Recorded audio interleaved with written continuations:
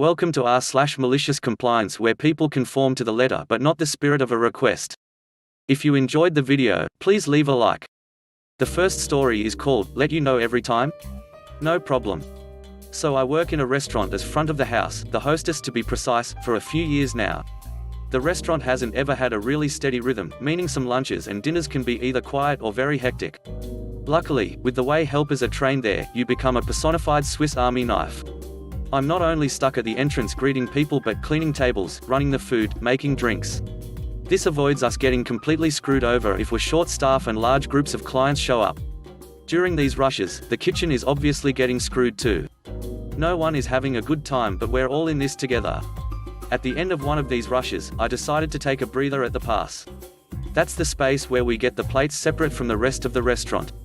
This one cook, in particular, let's name him Tim, loves to complain about everything and everyone. And it's never discreet, which I got a taste of that shift. He goes on about the terrible rush and then begins to complain about the front of the house doing a bad job and nobody letting him know every time clients come in.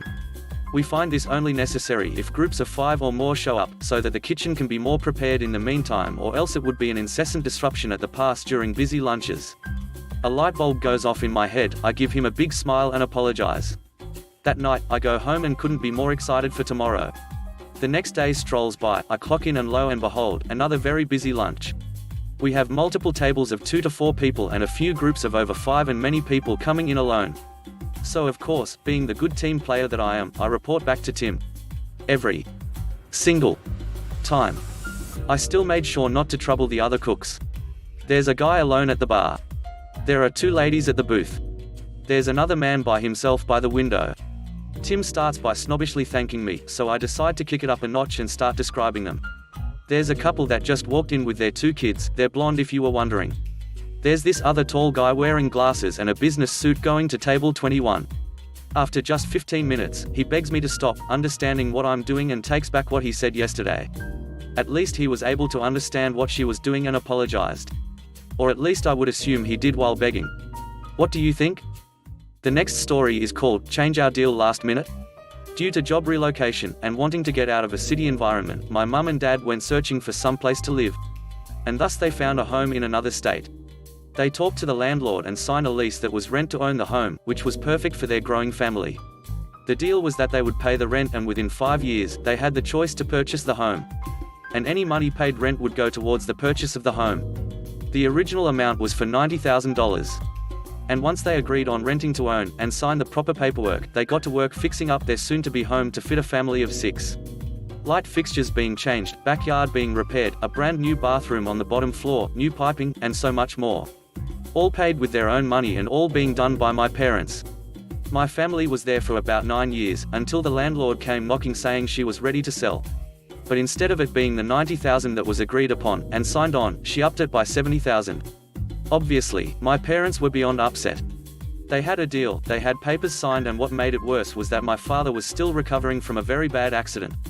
They were already living paycheck to paycheck and were planning to pay the rest of the $90,000 after they got a loan. But now that was out of the question. They tried to talk about it to the landlord. But by no means would she budge. They didn't want to take her to court, cause that would have been more money lost. And it just wasn't worth it anymore. In the end, my family was given the option to either take the new deal or get all of our stuff and go. And so they did just that. Everything that they put into the house was removed and replaced with the original items. And anything that couldn't be removed was billed to the landlord. In the end, the landlord gave my parents $3,000 plus the security deposit to move out. And the landlord was left with what they had, but maybe a bit better. The home ended up sitting vacant for 3 years after that. And she only got $120,000 out of the house instead of the full $160,000 that she tried selling to my parents. Did the house owner actually lose this? I mean, she got new piping and everything. Is this normal in the United States that people with a contract just get screwed if they don't have the money to make anything? The third story is called, Did You Just Cut in Line? I work at a coffee shop. I won't say which, but it's exactly the one someone would think of immediately when they hear coffee shop, at least in the United States. What do you think? Starbucks? Anyways, I'm manning the register, the second register person is fixing up something else behind me, and the drink maker coworker is busy making drinks, obviously. So there are 3 of us. There's a line of about 4 to 6 people from what I notice in my periphery the moment before the scene begins. I'm in Hawaii, and work in a hotel. Yes, the coffee shop is inside a hotel. So 99% of my customers are tourists. This means I get people from nations all over or within the Pacific Rim. Now, certain countries have certain cultures, which means they are fundamentally different from people from the United States in the most denotative way I can describe. And despite coming to the United States and knowing that we are culturally different, they still act like their country's different standards are unproblematic. I'm helping a lady of a certain nationality, which is evident by her heavy accent. I am working in this shop for 4 years, in Waikiki for 8 years, and I'm living in Hawaii for almost 30. So it's practically innate for me to immediately know someone's nationality from their accent alone. I've barely taken any notice to who is next in line as I'm focusing primarily on the customer ahead of me. I finish up her order, which ends up taking my gaze away from front-face visuals, and notice some new customers immediately behind her that might have walked in from the wrong way. I take note of this as cutting in line is just a plausible and realistic thing that just happens in life. And more so happens with people of their nationality. What do you think he is talking about?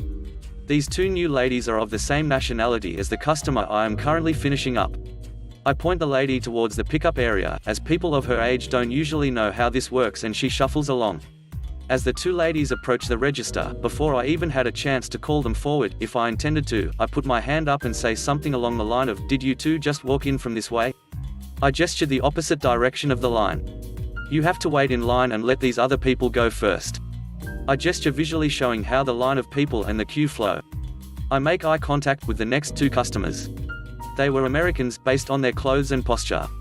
Americans usually lean on one leg, Europeans typically distribute balance on 2 legs when standing. They look a little mad and are looking at the ladies. Definite evidence. I turn back towards the ladies, the one in front looks a little flustered now, and the one behind starts speaking. "We with her." She points out the previous customer waiting for her drink and isn't even looking this way, as if she has zero actual relations to these ladies or this situation. Noting that the behind lady didn't actually answer the question, textbook deflection, I looked again at the Americans with my eyebrow slightly raised as if asking for their input. But they were pretty fixed on staring daggers at these women now. I look back towards the ladies, the front one is even more thrown, not even making eye contact anymore. And the back lady tries to fix it by saying, "I'm not here, my friend was in the line though." She then walks away, leaving her guilt-ridden friend to take the brunt of anything else I'd do. I turn to my coworker and tap her on the shoulder as she wasn't aware of the situation. I say, "Hey, can you ring the next few customers up real fast?" Then, in a lowered voice, "There's an incident." I continued, implying I would tell her later so I could cause less of a scene and enact more of an immediate fix to the situation. I'm not super confrontational until push comes to shove. And this wasn't one of those moments, so I chose compliance. I started taking the lady's order. She seemed a bit guilty, and I'll admit this is what made me choose to be less vengeful. But I still lean more towards, if you don't speak up, you're part of the problem. So I chose to ring her up very slowly, asking her to repeat a few things she didn't say loud enough, forgetting something once or twice, and ultimately doing everything physical in a slower manner while my coworker rang up the line quickly. Eventually, it timed out nicely that by the time I finished her whole order, the entire line was rung up and their drink orders were in the queue. So I simply placed her 2 cups down at the end of the queue, as that's just when I happened to have finished her order, and put a nice smiley face instead of asking for her name. Which I can neither confirm nor deny means decaf this drink. As the compliance was set in motion, out of my hands now, I restocked a bit, keeping an eye on the 2 ladies. The guilty one was off to the side, looking away as the brash one stood front and center at the handoff point, expecting the next drink to be hers, then the next drink, then the next drink, as the actual drink owners had to maneuver their arms around her to grab their drinks. The Americans actually asked her to step aside, which made them smile and her frown more. Eventually, they got their whole order, after every other customer had been served and left. And the brash woman looked like she was fuming from impatience, and as they walked out, they didn't even glance at their friend.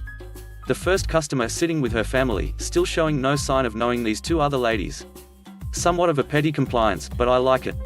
And as a coffee lover, I say decaffeinated coffee is actually pretty malicious. Thanks for watching the video. I hope you enjoyed it. If you did, please consider subscribing to the channel for more content. Let me know what you think about the stories in the comment section below. Also, let me know of any subreddits you would like to listen to. Currently working on a second channel for more content. Have a great day.